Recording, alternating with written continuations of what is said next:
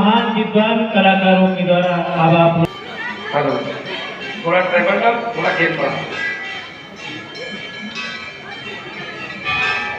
Hello hello सुना सभी लोगों ने धनुष तोड़ने वाले के विरोध में श्री परशुराम जी ने एक घोषणा कर दी। जय शिव धन तोरा सहस्रभाव सब सोरी मोरा सो बिलगाम बिहाई समाजा और नृत्य मारे जन है सब राजा। धनुष तोड़ने वाला सो बिलगाम अलग कर दिया जाता और धनुष तोड़ने वाला यदि समाज से अलग न किया गया तो महात्मा जी के द्वारा व्यवहार क्या किया जाएगा। तो कह रहे हैं कि सभी राजा मारे जाएंगे। धनुष तोड़ने वाला यदि समाज से अलग न किया गया तो समस्या फिर राजाओं के ऊपर है और राजाओं में भी एक दो राजा न मारे जाएंगे। कह रहे हैं न मारे जाइए लेकिन कब जब धनुष तोड़ने वाला अलग नहीं हुआ तब बढ़िया विधान है, अच्छी न्याय संहिता है कि यदि धनुष तोड़ने वाला अलग न हुआ तो फिर सभी राजा दंडित किए जाएंगे। परशुराम जी कहते हैं कि धनुष तोड़ने वाला अलग न हुआ तो सभी राजा मारे जाएंगे। और मैं चिंतन करने लगा कि जिन राजाओं को मारने की घोषणा परशुराम जी कर रहे हैं उन राजाओं की ओर जिस समय मेरा ध्यान आकर्षित हुआ तो मैंने पाया कि मिथिलांतर्गत राजा जो उपस्थित हुए उन राजाओं के दो प्रकार हैं।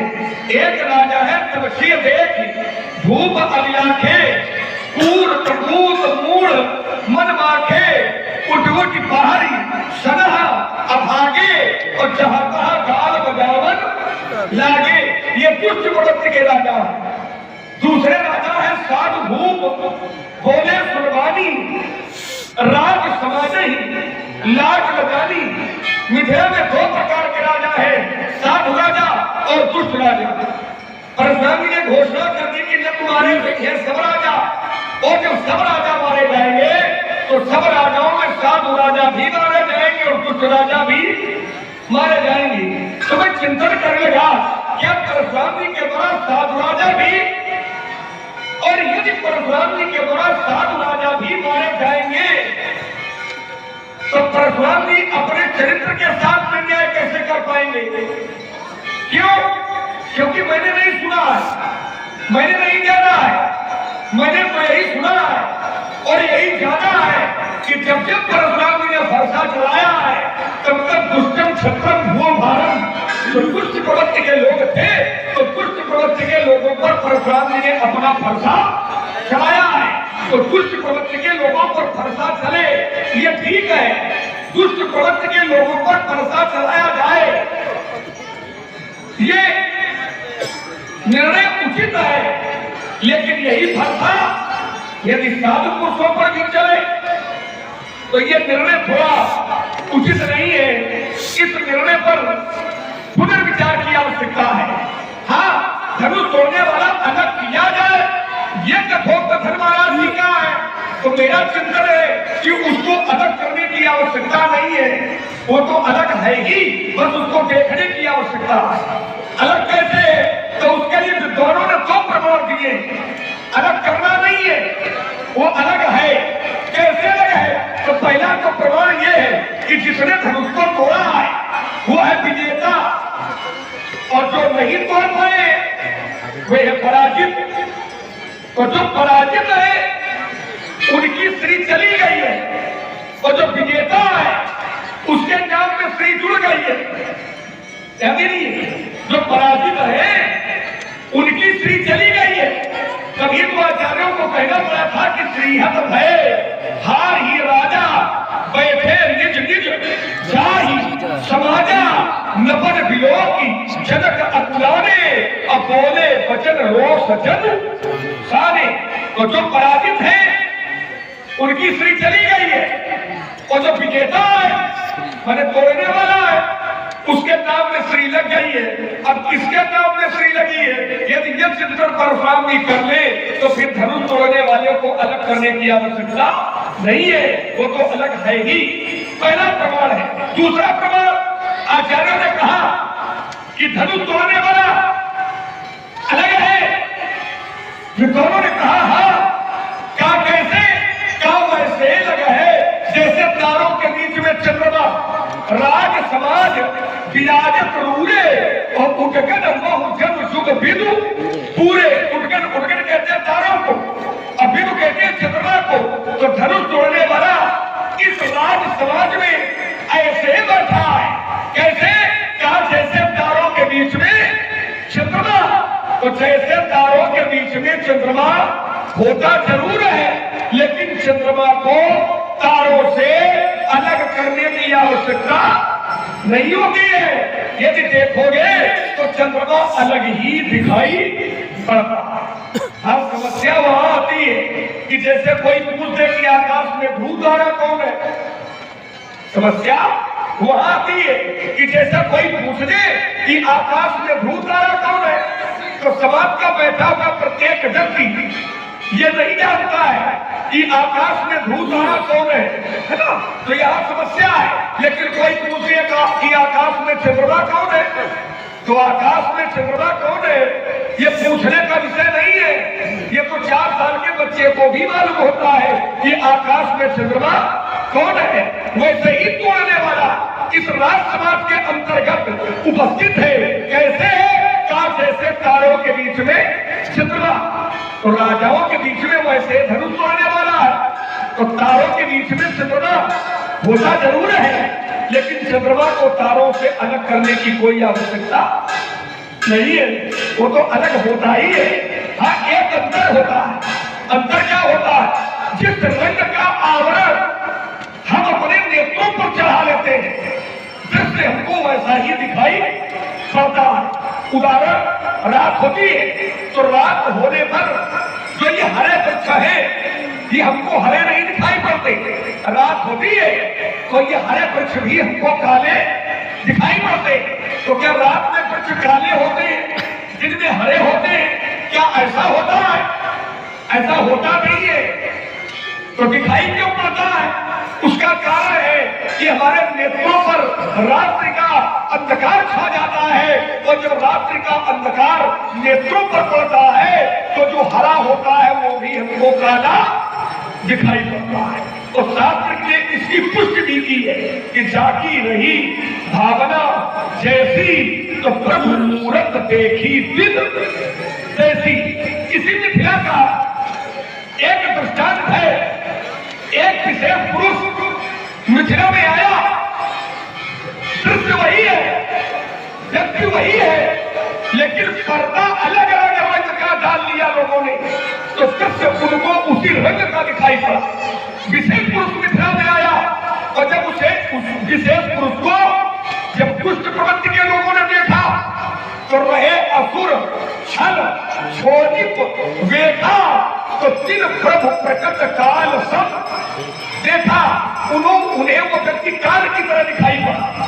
लेकिन उसी व्यक्ति को जिस समय राजा जनक ने देखा तो सहित विदेह विलोक ही रानी, तो शिष्य सब प्रीति न दाही बखानी। उसी व्यक्ति को जनक के सगे संबंधियों ने देखा तो जनक जाति अवलोक ही कैसे, तो सजन सगे प्रिय लागई जैसे। कहने का भाव केवल इतना है कि जिस रंग का पर्दा व्यक्ति अपने नेत्रों पर चढ़ा लेता है, दृश्य वैसा ही दिखाई पड़ता है। हमें लगता है परशुराम जी ने अपने नेत्रों पर जो पर्दा डाला है वो ये नहीं कहेंगे कि अंधकार का है। आशीर्वाद और महाराज जी सबको समझकर क्रोध बहुत है। क्रोध के मूल में क्या है? लगता है धनुष टूट गया इसलिए क्रोध कर रहे हो।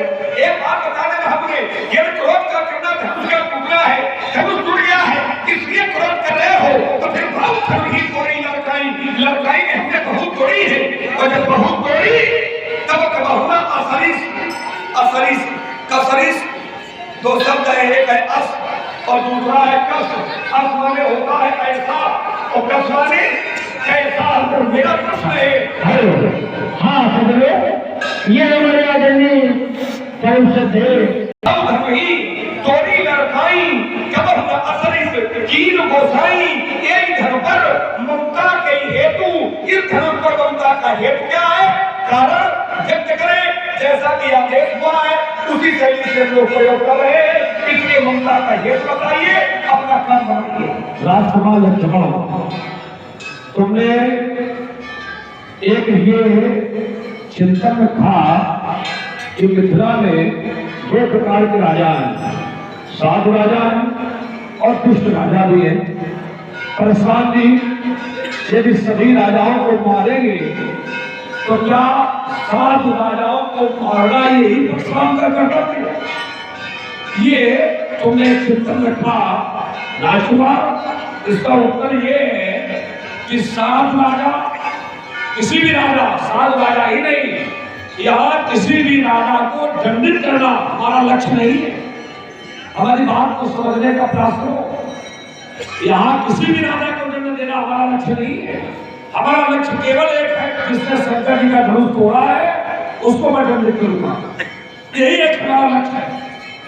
और जो मेरा लक्ष्य है वो इस समाज के अंतर्गत है, इस समाज के अंतर्गत है। इसलिए राजकुमार, मैंने उस लक्ष्य को प्राप्त करने के ऐसा घोषणा की है कि सो बिहार समाजा जब मारे जगह समाजा। अगर इस समाज के द्वारा वो व्यक्ति हमें प्राप्त हो जाता है, हमें मिल जाता है, हमें बताया जाता है, तो मैं तुम्हें वचन देता हूं कि कोई भी राजा परशुराम के फांसी से नहीं मारेगा। मैं तुम्हें वचन देता हूं। और यदि धनुष तोड़ने वाला इस समाज के द्वारा न बताया गया तो फिर सारे राजा मारे जाएंगे। जानते हो क्यों? क्योंकि धनुष तोड़ने वाला है अपराधी। धनुष तोड़ने वाले को मैंने माना अपराधी। सुना नाम जय शिव धन तोड़ा सहस भाव सब सो मोरा। वो मेरा है सत्य, वो मेरा है अपराधी। और वो समाज में, तो यदि समाज के द्वारा उसको बाहर किया जा रहा तो कोई नहीं मारा जाएगा, और यदि समाज के द्वारा उसको छिपाया जा रहा है तो अपराधी को छिपाने वाले भी अपराधी ही होते हैं। जो अपराधी को छिपाते हैं वो भी अपराधी होते हैं, और जब अपराधी होते हैं तो फिर नत मारे जाइए सब। और यदि उसको बता दिया जाए तो कोई नहीं मारा जाएगा। मैं तुम्हें वचन देता हूँ, कोई किसी पर भी मैं पक्ष ले चलाऊंगा। यदि बताया जाता तो, और यदि छिपाया जाएगा तो अपराधी को छिपाने पर या अपराधी के अपराध को छिपाने पर ऐसी प्रवृत्तियों को भी अपराधी माना जाता है और उनको भी दंड दिया जाता है। इसलिए दंड मान जाइए सब राजा। लक्ष्मण, तुमने एक बात और कही, तुमने कहा कि आकाश में जैसे तारों के बीच में चंद्रमा होता है तो चंद्रमा को कभी पूछना नहीं पड़ता है। देख करके 4 साल का बालक भी बता देगा कि चंद्रमा आकाश में कहाँ है, क्योंकि उसमें प्रकाश अधिक होता है। तारों की अपेक्षा चंद्रमा में प्रकाश अधिक होता है, इसलिए कोई भी बता सकता है। इसलिए पूछने का विषय नहीं है, उसके प्रकाश को देख करके हम जान जाए। राजकुमार, एक अंतर है, एक अंतर है। अंतर क्या है? वो है चंद्रमा, और उसको पूछने की आवश्यकता इसको नहीं है। जो तारे हैं तो उनको पूछने की आवश्यकता नहीं है, क्योंकि उसमें प्रकाश अधिक है। लेकिन परशुराम तारा नहीं है। परशुराम क्या है? परशुराम सूर्य। कई अवसर सूर्य भंगा आयो कुल कमल पतंगा। पतंगा माने होता सूर्य। अब बताओ, सूर्य और चंद्रमा एक साथ आ रहा है तो किसका प्रकाश अधिक होता है? सूर्य का। तो सूर्य के प्रकाश के सामने चंद्रमा का प्रकाश नगण्य हो जाता है। इसलिए पूछने की आवश्यकता है कि धनुष तोड़ने वाला कौन है। यदि तारों की जगह पर हम होते हैं और उसका प्रकाश चंद्रमा होता तो हमें पूछने की कोई आवश्यकता नहीं थी क्यों कहाँ है। लेकिन हमारा सूर्य और वो चंद्रमा, सूर्य के सामने चंद्रमा नगण्य होता है, उसके प्रकाश का कोई अस्तित्व नहीं होता है। इसलिए हमें पूछना पड़ रहा है कि धनुष तोड़ने वाला कौन है।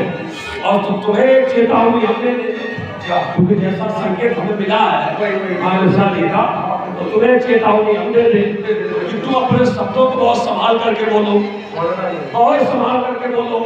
और यदि संभाल करके नहीं बोलोगे तो ये देख लो फरसा, इसको देख लो, बोलना है ही नहीं, हम तो फरसा मार देंगे, ध्यान रखना, बोलने नहीं फरसा मार देंगे। इस फरसे को देख लो। अस्तुरेण पालक कालवश, रेण पालक कालवश, बोले तो कोई न समान, क्या धर्मी सम त्रिपुरारी धन, धर्मी सम त्रिपुरारी धन, जो विदित सकल हमारे जाना और सुनहु देव सब धनुष समाना। आप कहते कहा तुम्हारी धनिया कहा शंकर जी का धनुष, तो उसके प्रत्युत्तर में मेरा कठोर कथन केवल इतना ही है कि हमारे जाना हे विप्रदेवता सुनहु देव सब धनुष समाना। मेरी जानकारी में सभी धनुष समान है, कोई छोटा बड़ा नहीं होता है, जन्म सबका एक सा, बाज हो अथवा छोटा। एक बात महाराज जी तुमने 2-3 बार कही, बोले हम फरसा मार देंगे, हम फरसा देखो महाराज ये सब बातें न करो कि फरसा मार देंगे, है ना। अगर आप फरसा मार दोगे तो हम करो नहीं, अच्छे थोड़ी नहीं, हमारे पास तो संसद है, तो मार की बातें न करो, पहले अपना समाधान खोज लियो, है ना। इसके बाद लड़ाई झगड़ा का मन बनाओ, है ना। और एक तुम फरसा मार दोगे तो कहा हम फरसा आप मारोगे, हम कहेंगे लियो मान लियो भाई, गाली बन जाएंगे क्या? कोई नो कि एक व्यक्ति ने एक मारा काल तो उन्होंने दूसरा काल नहीं कर दिया। हम वो व्यक्ति सोच ले कि हम मारने वाला, तो वो बाद में मार पाएगा, हम पहले उसको निपटा दे। सही बात ये तो ये ना कहो फरसा मार देंगे, ये कर देंगे, तुम केवल अपनी समस्या ढूंढो, तुम अपनी समस्या पे खुद जूझिए, है ना। तो इसलिए लड़ाई झगड़े पर ज्यादा उतारू ना हो।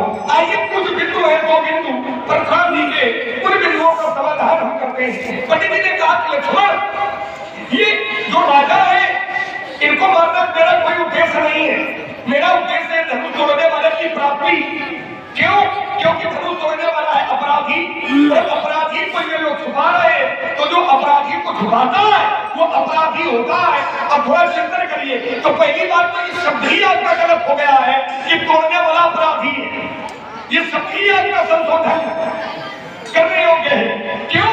क्योंकि वो अपराधी नहीं है, क्योंकि अगर अपराधी होता, ध्यान देना, अगर अपराधी होता तो जिस समय तोड़ने वाले ने धनुष को तोड़ा और तोड़ करके धरती पर फेंका, तो शास्त्र प्रमाण देता है कि प्रभु 2-4 खंड मही डाले, तो देख लोग सब भय सुखारे, लोग सुखी हुई है।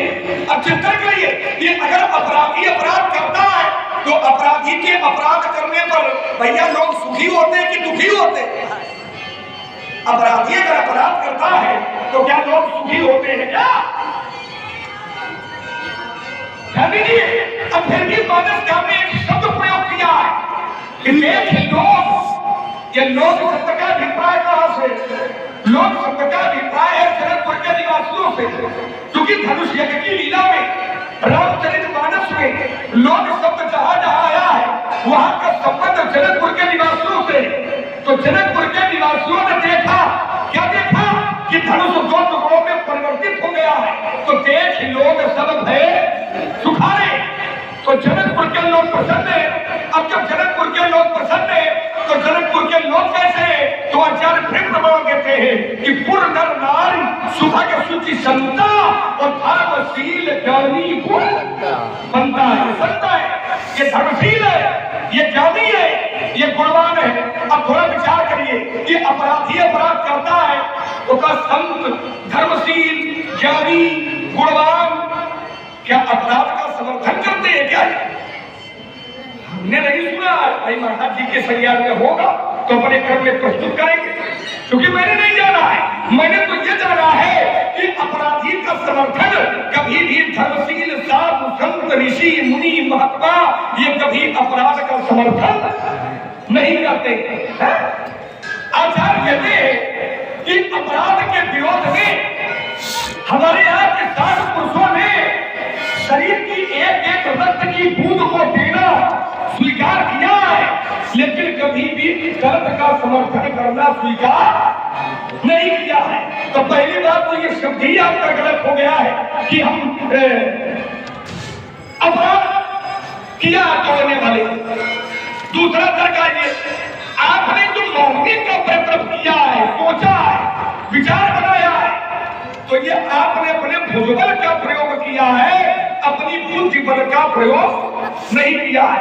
जबकि आपके क्रम में, आपके जीवन में भुजबल से ज्यादा मूल्य बुद्धि बल का होना चाहिए। क्यों? क्योंकि आप ब्राह्मण हैं और ब्राह्मण भुजबल पर विश्वास क्यों रखता है? ब्राह्मण अपनी बुद्धि बल पर विश्वास ज्यादा रखता है। तो दुर्भाग्य ये है, ये आपने बुद्धि बल का प्रयोग नहीं किया, आपने अपने भुजबल का प्रयोग करने का विचार बनाया है, ये निर्णय ठीक नहीं है। दूसरा तर्क ये, आपने कहा लक्ष्मण सोने वाला है चंद्रमा, हम है सूर्य, तो तारों के सामने चंद्रमा का मूल्य है, तारों के सामने चंद्रमा का अस्तित्व है, लेकिन सूर्य के सामने चंद्रमा का अस्तित्व नहीं है। लेकिन हमें लगता है आपने हमारी चौपाई को ध्यान से सुना नहीं है। चंद्रमा है नहीं, वो माना गया। एक अलंकार लगा हुआ है इस चौपाई में, चंद्रमा है नहीं, लगता है। क्योंकि इसमें एक अलंकार है, उत्प्रेक्षा अलंकार, राज समाज विराजत रूले और उदकन उच्चल, इसमें अलंकार लगा हुआ है। तो वो चंद्रमा है नहीं, चंद्रमा की तरह है, तरह है, और तरह होना और वही होना, इसमें अंतर होता है। तो आपने तरह होने को आपने वही मान लिया है कि ये चंद्रमा है, वो हम सूर्य है, और सूर्य के सामने चंद्रमा का कोई अस्तित्व नहीं होता है, क्योंकि वो चंद्रमा है नहीं, ऐसा लग रहा है। तो जो लगता है होता थोड़ी है। उदाहरण ले लिया, हम यहाँ खड़े, और यहाँ खड़े होने पर यदि दूर देखते हैं तो दूर देखने पर ऐसा लगता है कि धरती और आकाश ये दोनों आपस में मिले, तो ये लगता है, ये होता है, ये लगता है, लेकिन ये होता नहीं है। तो लगने को आपने होना मान लिया है, ये छोटा सा अंतर है। मेरे कठोर कथन में कोई न कोई चिंतन आपका अवश्य हृदय पटल पर उमड़ रहा होगा, तो उस चिंतन के हेतु मैं अपनी वाणी पर विराम लगाता हूँ, आपके उत्तर की प्रतीक्षा। सबसे पहले तो मैं चिंतन ये देना चाहता हूँ कि मैंने कहा था कि मैं परस का प्रहार कर दूंगा, तो तुम्हें अच्छा नहीं लगा, बहुत खराब लगा तुम्हें। तुम 16 साल के बालक और मैं 16,000 वर्ष का महात्मा हूँ। अगर मैंने कह दिया कि मैं परस मार दूंगा, तो 16 वर्ष के बालक को इतना खराब लगा, अच्छा नहीं लगा। और उसने क्या कहा, बोले महाराज आप अगर परस मारोगे तो फिर हम भी अब आगे क्या तुम्हारे भाव आ गए बदला लेने के। मैंने 16 साल का बालक अपने मान अपमान को लेकर के एक 16,000 वर्ष के महात्मा के परिप्रेक्ष्य में क्या बोले कि कम बोलो, कम बोलो, ये तुमने 3 बार कहा कम बोलो, कम बोलो। तो 16 साल का बालक 16,000 वर्ष के महात्मा से कहे कम बोलो, कम बोलो। और अगर 16,000 वर्ष का महात्मा कह दे कि भाषा मार देंगे तो उसे खराब लग गया। तो जरा विचार करो, जब 16 साल का बालक अपने सम्मान के लिए अपने को सम्मान को सुरक्षित रखने का प्रयास कर रहा है, तो क्या 16,000 वर्ष का महात्मा खड़े खड़े सुनेगा कि तुम कहो कम बोलो? क्या सुनेगा? इसीलिए मैंने उत्तर दिया था कि तुम कहोगे कम बोलो तो हम कम नहीं, हम बोलेंगे ही नहीं और सीधे भाषा मारेंगे, क्योंकि भाषा मारने में बोलने का काम है नहीं, बात है कि नहीं? राजकुमार, अब तुमने क्या कहा? तुमने कहा कि धनुष तोड़ने वाला चंद्रमा नहीं है, ये एक अलंकार है, ये एक अलंकार है, चंद्रमा है नहीं, आप उसे चंद्रमा मान रहे हैं। मैं उसे चंद्रमा मान नहीं रहा हूं। तुमने तारे और चंद्रमा की बात क्यों कही? इसलिए तो कही कि तारों में प्रकाश कम होता है, चंद्रमा में प्रकाश ज्यादा होता है। इसलिए तारों के बीच में चंद्रमा कहीं पर भी हो तो सहज भाव में देखा जा सकता है चंद्रमा कहाँ है। तो मैंने कहा अगर चंद्रमा का प्रकाश अधिक होता है तो मैं सूर्य हूँ, मेरे सम्मुख चंद्रमा का प्रकाश नगण्य है, इसलिए मुझे पूछने की आवश्यकता है। अगर मैं तारे के रूप में होता तो मैंने पूछता, लेकिन मैं सूर्य हूँ। तो यहाँ पर ना मैंने उसको चंद्रमा माना है, तुमने चंद्रमा कहने का अर्थ केवल उसके प्रकाश से लिया है, और राजाओं को तारे कहने का अर्थ केवल प्रकाश से लिया कि उसमें प्रकाश ज्यादा उसमें प्रकाश कम। तो प्रकाश का अर्थ लिया गया है, ना कि आज चंद्रमा और तारे माने गए, ना तुमने माना है और ना उसको मैंने माना है। तो प्रकाश का अर्थ लेकर के बात कही गई है। इसलिए मैंने कहा कि अगर प्रकाश की बात है तो मैं सूर्य हूँ, और सूर्य के सामने चंद्रमा का प्रकाश कुछ नहीं, इसलिए पूछने की आवश्यकता है। अब तुमने कहा अलंकार है, देखो अलंकार इसमें भी ऐसा नहीं इसमें अलंकार नहीं है। उपमेय और उपमान ये दो शब्द होते हैं, उपमेय और उपमान। जिसकी तुलना की जाए वो है उपमेय, और जिससे तुलना की जाए वो है उपमान। अलंकारी परिस्थितियां क्या होती है, कभी कभी उपमेय को प्रबल कर दिया जाता है, उपमान को न्यून कर दिया जाता है, और कभी कभी उपमान को प्रबल कर दिया जाता है, उपमेय को न्यून कर दिया जाता है, और कभी कभी उपमान और उपमेय दोनों का एकीकरण कर दिया जाता है। ये अलंकार के अलग अलग रूप हैं, यही है उपमान रूपक उत्प्रेक्षा, यही सब अलंकार है। तो यहाँ अलंकार का अर्थ नहीं, यहाँ प्रकाश से अर्थ लिया गया था, तो उसको वहीं से जोड़ जहाँ से जुड़ा हुआ है। दूसरी ओर तुमने कहा धनुष तोड़ने वाला अपराधी नहीं है, क्यों? कहा सब लोग जितने यहाँ के लोग हैं धनुष के टूटने में सब सुखी है, लोग कैसे हैं? तो तुमने कहा एक अनालिस से पढ़ी ना, अब आप बैठे तो आपको भी निमित्त बना करके लक्ष्मण कहता है प्रभु जो जाप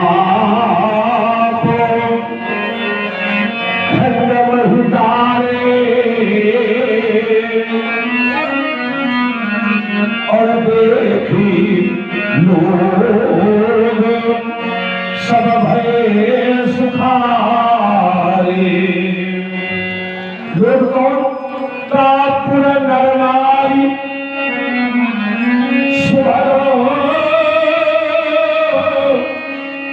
शुचि संता और धर्मशील ज्ञानी गुणवंता। तुमने कहा क्या धर्मात्मा कभी अपराध के पक्ष में होते? ये तुम्हारा बिल्कुल आया कि क्या धर्मात्मा कभी अपराध के पक्ष में होते? उत्तर सुनो, कभी कभी ऐसी परिस्थितियां आ जाती हैं कि धर्मात्माओं को भी अपराध का समर्थन करना पड़ता है। कभी कभी ऐसी ऐसी मर्यादाएं आ जाती है कि धर्मात्माओं को भी आपराधिक पक्ष का समर्थन करना पड़ता है। और इसका प्रमाण इसका ले लो उनसे। जब दक्ष ने यज्ञ किया था तो दक्ष के यज्ञ में संत महात्मा आचार्य सभी गए थे, और दक्ष ने भगवान शंकर को अपमानित करने के लिए यज्ञ किया था, और उसमें बड़े बड़े आचार्य आए थे। तो आचार्य क्यों आए? ये सब धर्मात्मा थे, और सभी धर्मात्मा उसमें समर्थन कर रहे थे। क्यों कर रहे थे? कारण क्या था? वो विषय अलग है, लेकिन वहां पर अपराध का समर्थन भी धर्मात्माओं के द्वारा किया गया। एक उत्तर सुनो, कभी कभी धर्मात्मा राज सत्ता से ऐसे बन जाते हैं,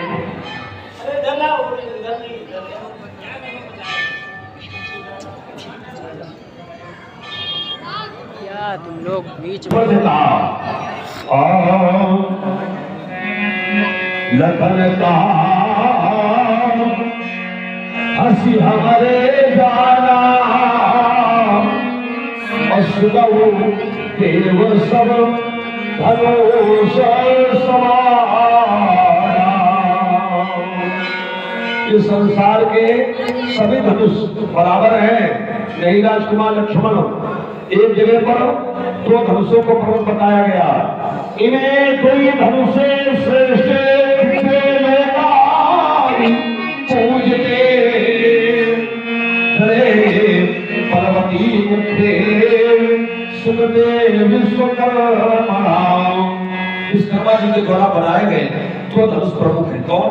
एक सारंग और दूसरा अजगो माने पिनाक। और एक जगह क्या कहा गया? पिनाकम नाम में चापम सारंगम नाम हरे धनो अतृतीयम अवशेषेण गांडीवत भवत्थनो। एक जगह कहा गया धनुष तीन प्रमुख है। कौन? अजगो, सारंग और गांडीव। एक जगह कहा गया धनुष पांच प्रमुख है। कौन?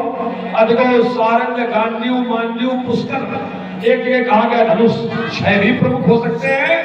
अजगो, सारंग, गांडीव, मांडीव, पुष्कर और एक धनुष जिसका नाम है विजय धनुष, उसको भी जोड़ दिया गया।